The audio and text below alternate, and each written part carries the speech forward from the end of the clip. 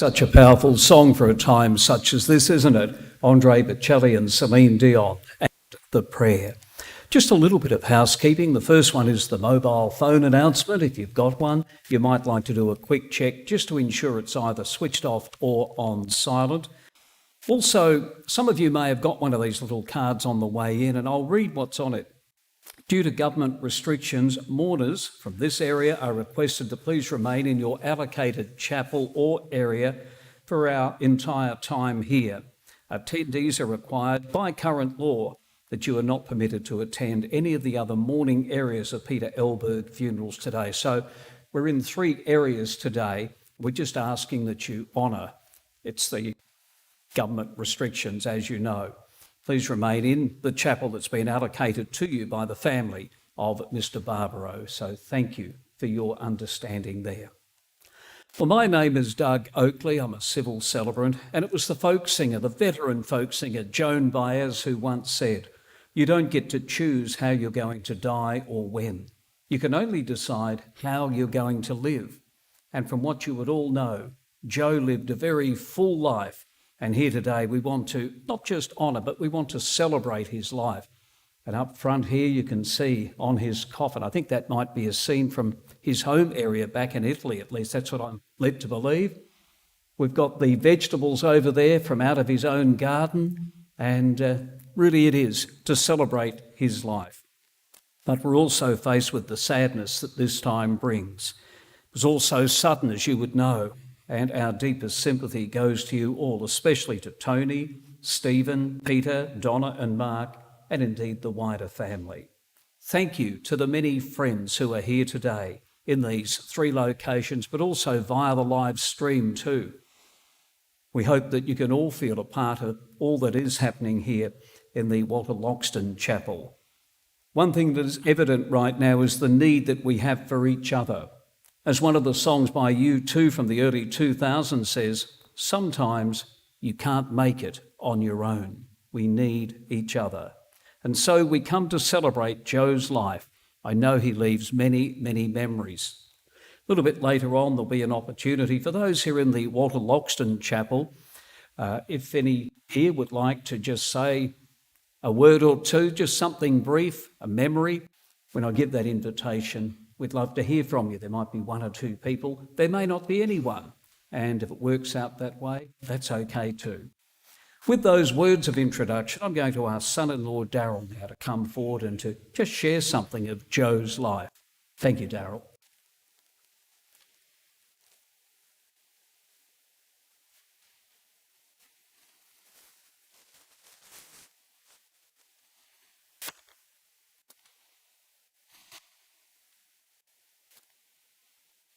As we gather here today, both here and in faraway places, I would like to, on behalf of Tony, Stephen, Peter, Donna, Mark and the entire Barbaro family, to take a moment and thank everybody for their messages of condolence over the last 2 weeks.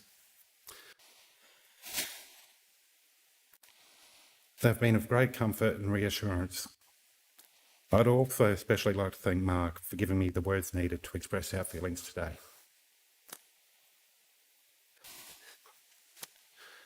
For the last few days, I've wondered what Joe would say if he was to give a summary to celebrate his life. Being a humble man, I'm sure that it would be short and concise, and that it would definitely start with, "Now listen."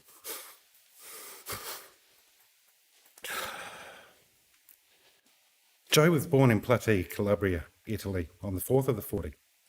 He was the only son to Antonio and Domenica Barbaro, and brother to his 6 sisters, Elizabeth, Anna, Serena, Mary, Rosa, and Frances. In 1953, at the age of 12, Joe migrated from Italy with his family to Griffith, New South Wales, where they set up a new life. He worked hard with his dad to help support the family. He also taught himself new skills wherever and whenever he could, and stayed with his auntie and uncle.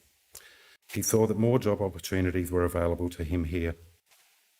Gia, his auntie, looked after him during this time. He worked as a butcher, then for Holden's. He met the love of his life, Barbara, at a city dance. After a whirlwind romance, their lives started together, which was to see out the next 56 plus years. They wanted to start their own business as well as a family, and in no short time, they were well on their way. Joe at this time began working out how he was going to get his business off the ground. He went to night school to further his skills and knowledge. He then began looking for business opportunities. He bought his first lathe from Alf Brown. Alf really liked Joe, as we all did. And knowing he was just starting out, he basically gave him the machine. Joe and Barbara were so thankful to him for this act of kindness. Without realising it, this sparked a dynasty. Joe Barbaro and Sons was born, which continues today, over 50 years later. Not only had the business begun, but so had the family. Tony, Stephen, Peter, Donna and Mark were all born, all of whom would play a pivotal part in the business over time. Joe and Barbara worked hard together and a family force was created. Joe was a master toolmaker, engineer, inventor, entrepreneur and gardener, the latter of which can be seen here today. He was an amazing man, but to us his biggest talent was being a father, grandfather, great and great-grandfather. He was a loved brother and uncle to his family in Griffith and Canberra. He was also a great friend to all that knew him. He was a logical, kind, understanding man. Small in stature, but when he entered a room, his presence was always felt by all. He was always there to support his wife Barbara, and always did what he could for his family. He was always a great mentor to family, friends, and employees. When Barb died in January this year, Joe's life was rocked.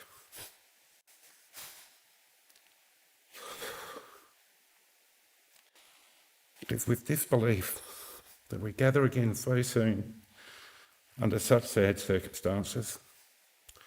To see him so sad at the loss of Barbara broke our hearts every day. He reached out to his family and friends in the past few months to help him get by. We thank you all for being there for him.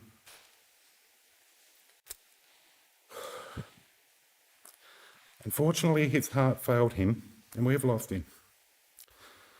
Some would say he died of a broken heart. He will never be forgotten. We'll remember all the great conversations and times we had together. Joey, you're our champion. You're with Barbara now, until we meet again. Ciao.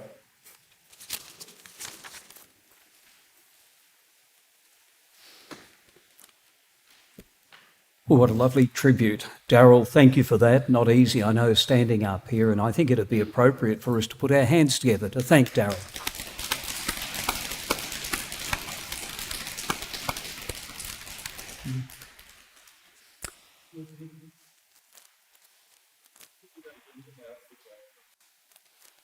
Do what? Oh. What? Great thought. Well, Jade, it's your turn to come forward now with your special words. Thank you.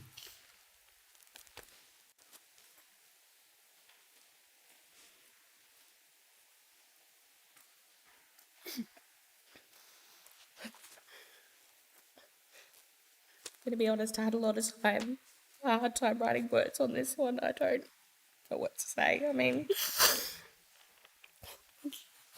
thank you. I don't know how you meant to write something for someone who said so few words, but everything you said had an impact, and you remembered it. I don't know if it was the words themselves or how he said it, but you always listened. So I did at least manage to pull together some words for this.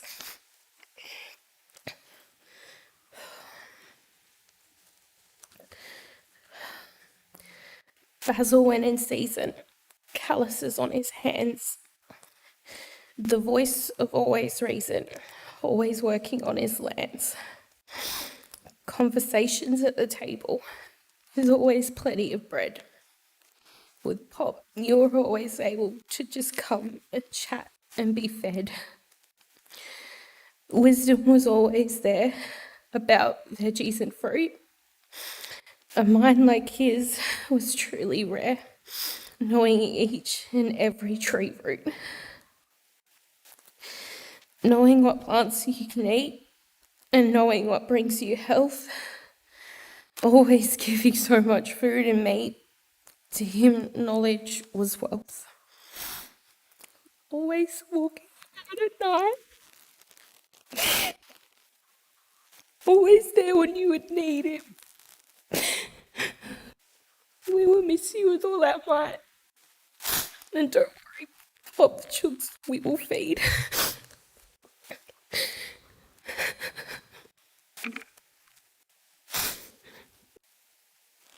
I actually remember something very valuable that he taught me with Dad speaking. I remember asking him and my nana how they met and how they managed to keep a relationship for so long. And I remember Nana telling me she was there at the dance hall and she noticed him because he wasn't wearing the right shoes. Everyone else had lovely dance shoes and his had ridges from him working because he would work himself to the bone and then he would go there. And Nana and Pop always said to me, make sure you're not judging your partner by the shoes that they're wearing. And I like to think that's pretty important. So judge people on who they are in their heart and not what they have on their feet. Thank you.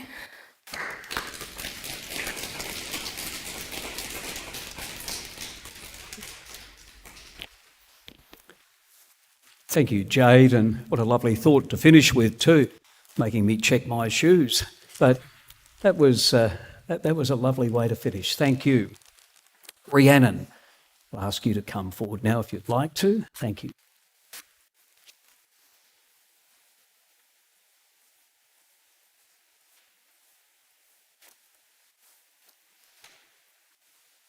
I'm going to apologise in advance because this might come off as the ramblings of a crazy person.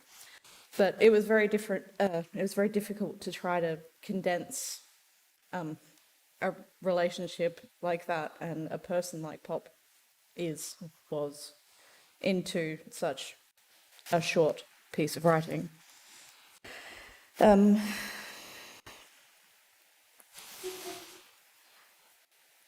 Like I said, I found it very difficult to condense 28 years worth of unconditional, occasionally grumpy support into just a couple of paragraphs. However, what I will say is this. Pop, I love you so, so much. And I wish you were with us. Yeah, my bad. But you missed Nana, and I'm glad that you are together again.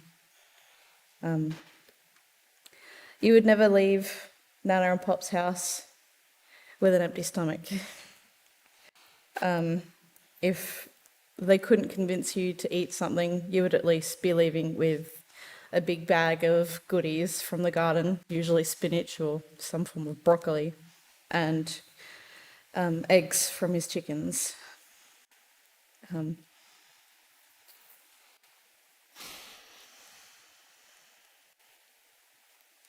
Yeah, I don't think I can say anything else.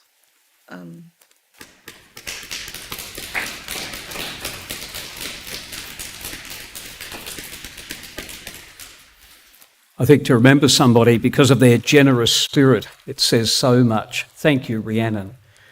Our next speaker that I have written down here, grandson Zach.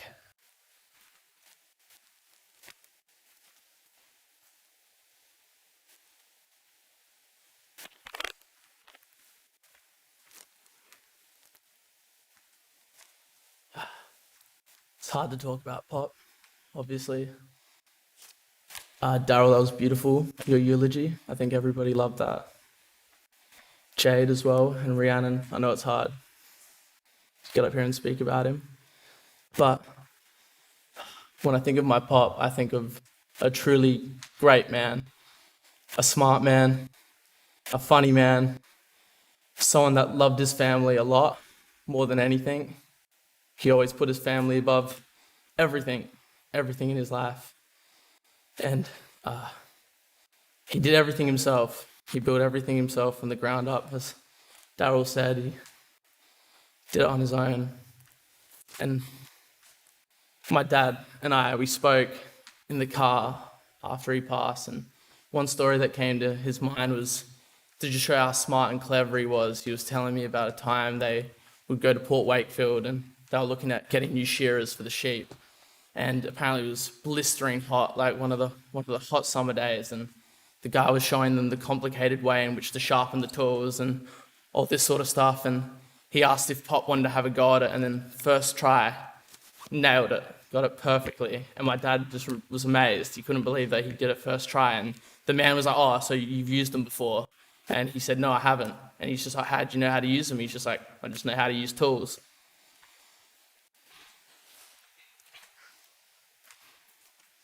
I still remember the last time I spoke to him, and it's crazy thinking about it, because if you'd asked me then if that would be the last time I saw him, I'd call you a liar. There's no way, because he was still just so vibrant. I'm sure most of us feel the same way, especially the grandkids. It's like, from me being a little boy to the last time I saw him, he hadn't aged a day. He looked the same as what he had always looked to me. That's one thing that is positive from this, is that he wasn't one of those people that lived to become like the shell of what he once was. Anybody that saw him on his last day of living, could attest that he was the same guy that he's always been, the same funny, smart, great man that he always was. We're all going to miss you a lot, Pop. I love you.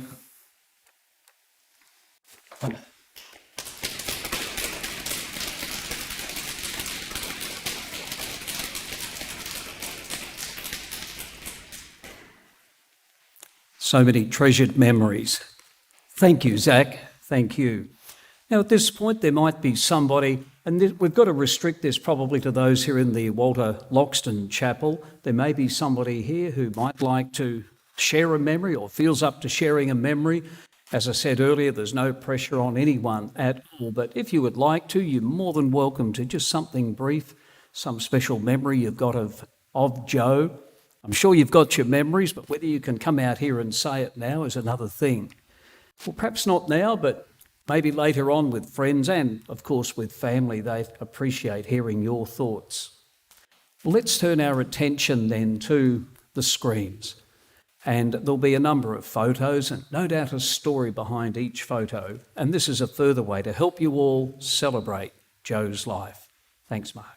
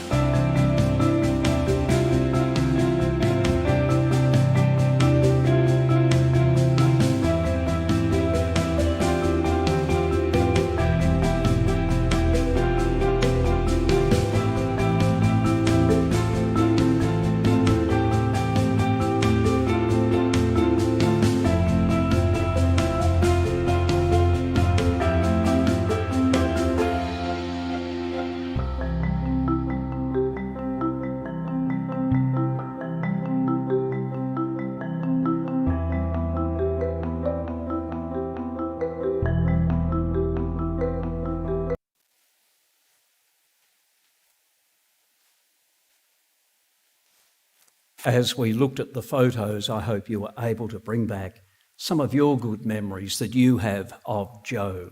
But we know that these times are never easy. Grief counsellors Judith and Michael Murray say it's impossible to fully understand someone else's grief. We can share grief, they say, but there will always be a part of the journey we must travel alone. And they go on to say, though, that the journey can be made easier by the support of other people. All the more reason to thank you all for being here today, and also to those on the live streaming. Special words can also play their part. And it was David Harkins who wrote, in part, "You can shed tears that he is gone, or you can smile because he has lived. You can remember him and only that he's gone, or you can cherish his memory and let it live on." That leads us into what is perhaps the most difficult part of our day, where we do need to say our goodbyes to the earthly presence of Joe as we lay his physical body to rest. And I'm just wondering for this time, if you're able, if you can be upstanding for a moment, please.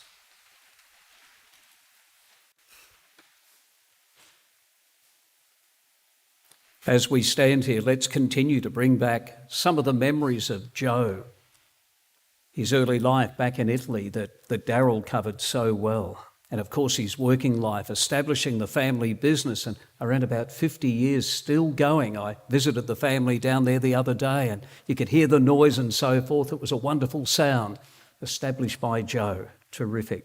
It was also mentioned he didn't mind having a drink every now and again, whether it be at the Mansfield or the Somerset or perhaps another hotel. But I am also reminded by Tony, a lot of his business was done there too. So there were two reasons. He enjoyed the friendship, but there was the business side too. His support of Port Adelaide in the AFL was also mentioned to me the other day. I think there's forgiveness for that. They're doing well though, aren't they? If they do win it this year, few of you will no doubt think of Joe. His friendships, the importance of family that's been brought out so well here today, or it might be some other memory. Right now, with your memories in mind, we commit the physical body of Joe Barbaro to the elements, earth to earth, ashes to ashes, dust to dust. And as we continue to give thanks for Joe, I'd like to finish with these words from Carissa Fowler, who said, "It's hard to forget someone who gave you so much to remember." Please be seated.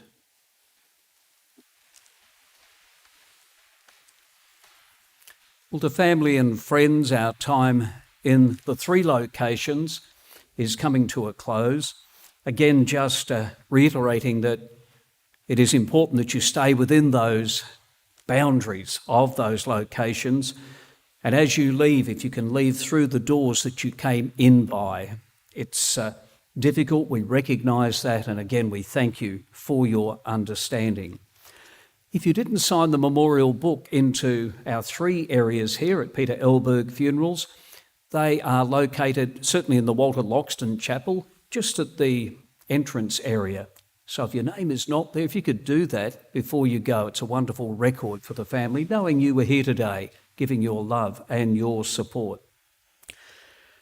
Just looking to see if there's any other instructions before we make our exit. I am going to ask that you remain seated in the 3 locations and please take instructions from our staff. In the Walter Loxton Chapel, we'll come down the middle aisle, but remain seated, and we will be coming forward row by row. I think that's important to mention that, and then we'll be leaving by one of the side aisles. Thank you once again for being here to honour Joe in this way, families and friend. And as you go from here, go in peace. Thank you.